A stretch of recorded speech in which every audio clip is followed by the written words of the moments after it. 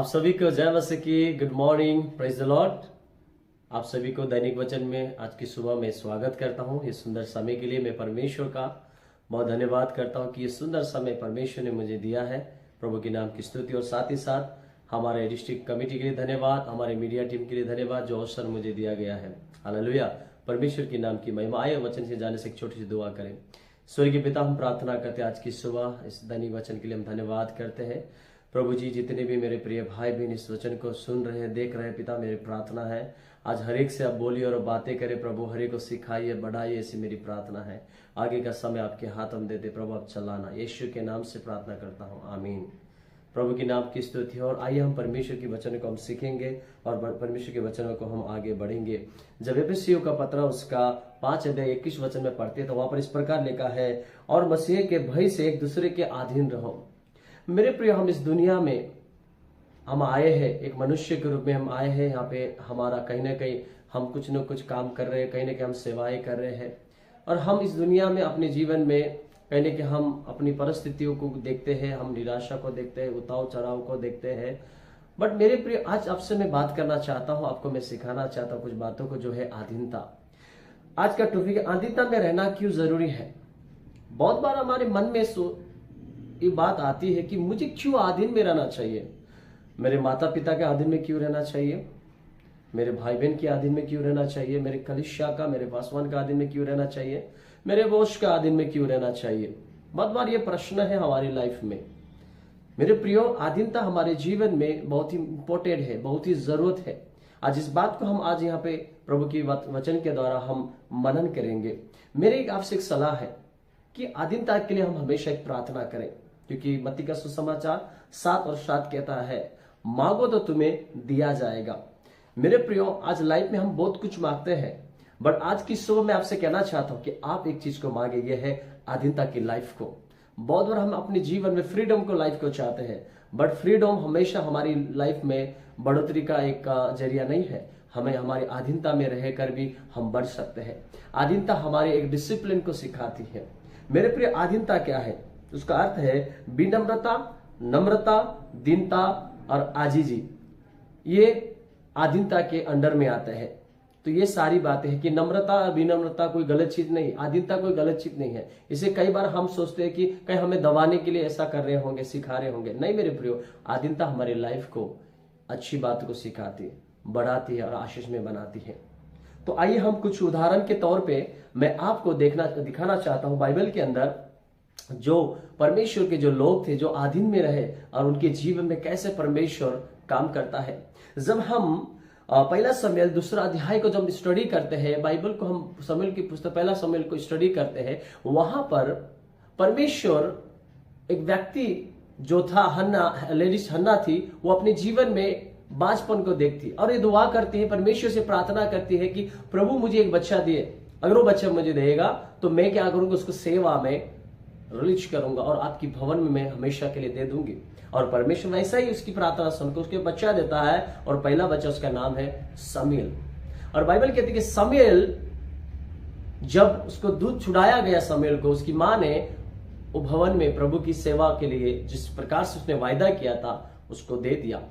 और एक अच्छी बात जब हम यहां पर देखते हैं, वो बालक शमूएल परमेश्वर के भवन में ही रहते हैं और एली के अंडर में रहकर वो सेवकाई को करते हैं। जो दर्शन खो गया था, उस दर्शन को प्रभु फिर से शमूएल के द्वारा, फिर प्रभु उनके द्वारा बात करना शुरू करता है। मेरे प्रियो, शमूएल के बारे में हम जब देखते हैं, शमूएल बचपन से ही वो एक अधीन में था, वो परमेश्वर के अधीन में था और वो एली जो सेवक प्रभु का था उनके अधीन में थे। और जिसके कारण वचन कहता है कि बालक शमूएल परमेश्वर और एली के साथ सेवा में, यानी कि उनके अंडर में रहकर, उनके अधीन में रहकर आगे बढ़ता गया। मेरे प्रियो, हमारी लाइफ कई बार ऐसा होता है कि मैं क्यों कलीसिया के अधीन में हूं, माता पिता के अधीन हूं, परिवार के अधीन में हूं, चर्च प्रभु के दास के अधीन में रहकर रहना क्यों जरूरी है। ऐसा कई क्वेश्चन हम करते हैं। बट बाइबल कहते हैं कि शमूएल जो था, उन्होंने अपनी लाइफ में अधीन में रहकर वो आगे बढ़े और जाकर वचन कहता है कि उसके बाद उनको परमेश्वर ने वो अधीनता का जीवन को देकर परमेश्वर उनसे बात करने लगे, प्रभु ने उनको भविष्यवक्ता के रूप में चुना, और एक सामान्य भविष्यवक्ता का नहीं, एक असाधारण भविष्यवक्ता के रूप में प्रभु ने उनको चुना मेरे प्रिय। और उनके द्वारा कई लोगों के जीवन में भविष्यवाणी हुई। प्रभु ने कई उनके द्वारा भविष्यवाणी के द्वारा राजाओं को, बड़े बड़े राजाओं को खड़ा किया, कई के बड़े बड़े राजा के पाप को दिखाया। तो परमेश्वर कभी भी हमारी लाइफ में ये नहीं चाहता है कि हम छोटा बने, प्रभु चाहता है कि हम बड़ा बने। बड़ा बनाने की प्रभु की इच्छा है आपके लिए। प्रभु कभी भी आपको निराश या दुखी करना नहीं चाहता है। प्रभु यही चाहता है कि आप अधीनता के साथ काम करें, पिता के अधीन में रहे, उस स्वर्गीय पिता के अधीन में रहे, संसारी गुरुओं के अधीन में रहे, जो परमेश्वर के हैं, जो प्रभु की आपको भय मानना सिखाते हैं, प्रभु का साथ चलना सिखाते हैं, उनके अधीन में। माता पिता जो आपको सही राह पे चलने की बात करते हैं, उनके अधीन में रहे।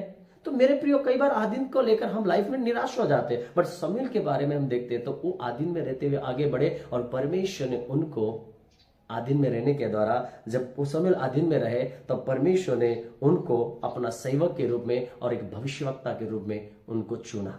हालेलुया। अब दूसरा उदाहरण हम देखते हैं, क्यों आधीन में रहना चाहिए, इसके विषय में हम चर्चा कर रहे हैं। इस प्रकार कहता है रूत के बारे में। जब हम रूत की पुस्तक में पढ़ते हैं तो वहां पर नाओमी की जो बहू थी, दो बहू में से एक बहू जो रूत थी, रूत की लाइफ को हम देखते हैं। नाओमी के पति भी चले गए, उसके दोनों बच्चे जो थे, रूत के एक पति थे, दूसरा बच्चा जो था उसका बच्चे में से एक रूत का भी पति था। जब दोनों चले गए, उसका ससुर भी चला गया, उसका पति भी चला गया, तो मेरे प्रिय रूत की लाइफ में एक प्रकार की एक रास्ता चुनने की थी। नाओमी कहती है कि आपको अभी क्या है, आप अपना रास्ता जा सकते हैं, मेरे पास कोई बच्चा नहीं है, आप अपना पसंद कर सकते हैं, आप दूसरी शादी कर सकते हैं। बट उसकी बड़ी जेठानी उसने चुनकर वो चली गई, परंतु रूत अपनी सास को नहीं छोड़ा मेरे प्रियो।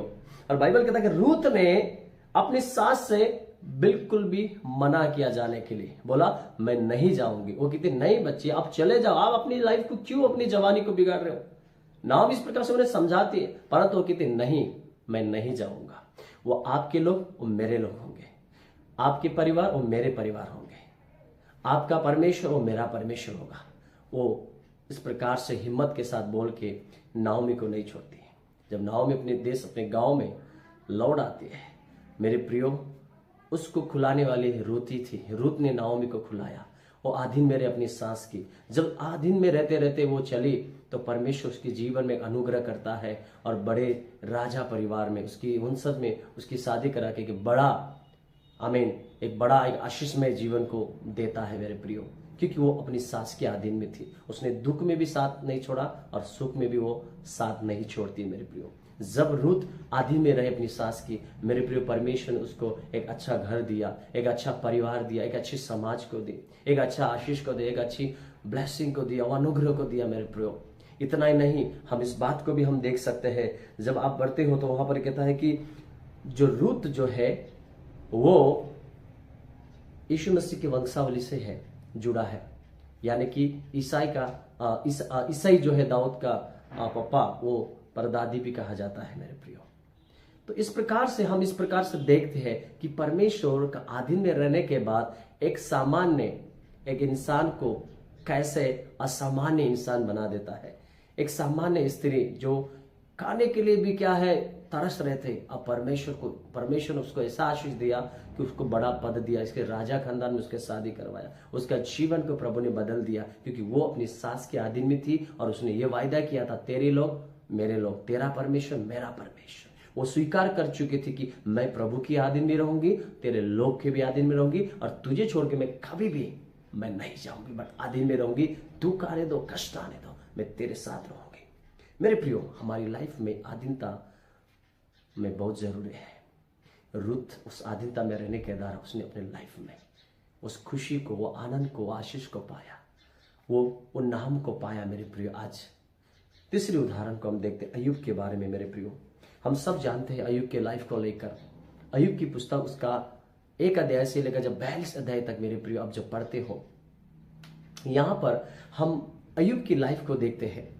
अय्यूब जो था एक बड़ा पूर्वज तरफ का धनवान व्यक्ति था, बट एक ऐसा समय आता है कि उसकी लाइफ खत्म हो जाती, चूर हो जाती, सब कुछ खत्म, उसके बच्चे खत्म हो जाते, उसकी धन संपत्ति सब कुछ खत्म हो जाते, उसके पास प्लस उसके ऊपर और बीमार भी आ जाती है। बट मेरे प्रियो, अय्यूब की बहुत बढ़िया शब्द है, वचन में लिखा है, अय्यूब ने अपने जीव से कभी भी पाप नहीं किया, कभी भी उसने नकारा नहीं। वो कहता मैं खाली आया था, खाली लौट जाऊंगा। कई बार पत्नी उसके बारे में विरोध करती, बट उसको भी वो समझाता है। वो कहता है हम सुख भोगे क्या दुख ना भोगे। ऐसा वो प्रभु के इतना डिसिप्लिन, इतना आधीनता में था, इतना नम्र व्यक्ति बना, क्योंकि परमेश्वर के लोग जो है जब आधीन में रहते हैं, जब प्रभु को मानने वाले लोग आधीन में रहते हैं मेरे प्रियो, जब हम आधीनता में रहते हैं, जब उसके साथ चलते हैं, उसमें घुल मिल जाते हैं, उसके लिए दुख उठाने के लिए भी तैयार है। सुख के भी समय हम उसको आधीन में रहते हैं, जब दुख के समय में जब हम आधीन में रहते हैं मेरे प्रियो, परमेश्वर हमारे मन को देखता है। अय्यूब के लाइफ में सब कुछ खत्म होने के बाद वो रोड में आ गया मेरे प्रियो, रास्ता में आ गया, बीमारी के साथ जी रहा है, बट उसने कभी भी प्रभु को विरोध काम नहीं किया। बट बाइबल कहता है, अंत में कहता है, परमेश्वर ने उसको पहले से दुगना फिर आशीष दे दिया। जो कुछ उसने खोया था उसका 2 गुना आशीष दिया। क्यों मेरे प्रिय, ऐसा क्यों हुआ? क्योंकि वो पाप नहीं किया। उसने अपने दुख के समय भी प्रभु का जैसे वो पहले चल रहा था वैसा ही वो आधीनता के साथ रहकर प्रभु के साथ चला। उसने अपनी जीभ से कोई भी गलत बात नहीं निकाला। मेरे प्रिय, कई बार हम हमारे लाइफ में सिचुएशन के कारण हम ऐसा कई बार गड़बड़ करते हैं, कुछ न कुछ बोल देते, छोड़ने के बाद, चला जाने के बाद निराश हो जाते।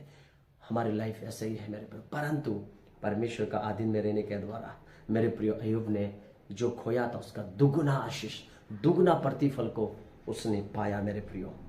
अब मैं आपको बताना चाहूंगा अधीन में ना रहने वाले व्यक्ति के बारे में। 3 लोगों के बारे में बताऊंगा। पहला है गेजी, एलिसा के अधीन में ना रहने के कारण उसने अपने जीवन में जो नामान कोड़ी था उसको कोड़ को पाया। दूसरा है सीमी को सुलेमान राजा ने आज्ञा दिया था कि हमारे इस एरिया बाउंड्री से आप बाहर नहीं जा सकते हैं, बट वो गया और उसने अपने जीवन में उस वाचा को तोड़ने का कारण अपने जीवन में वो अधीन में ना रहने का अपनी मृत्यु को देखा। तीसरा है यहूदा इस्करियोत प्रभु का शिष्य होने के बावजूद, प्रभु के साथ खाना पीना चलने के साथ भी वो आधीन में ना रहा, क्योंकि पैसा के मोह माया उसकी लाइफ को बिगाड़ दिया था। और आधीन में ना रहने के कारण उन्होंने खुद को खत्म कर दिया।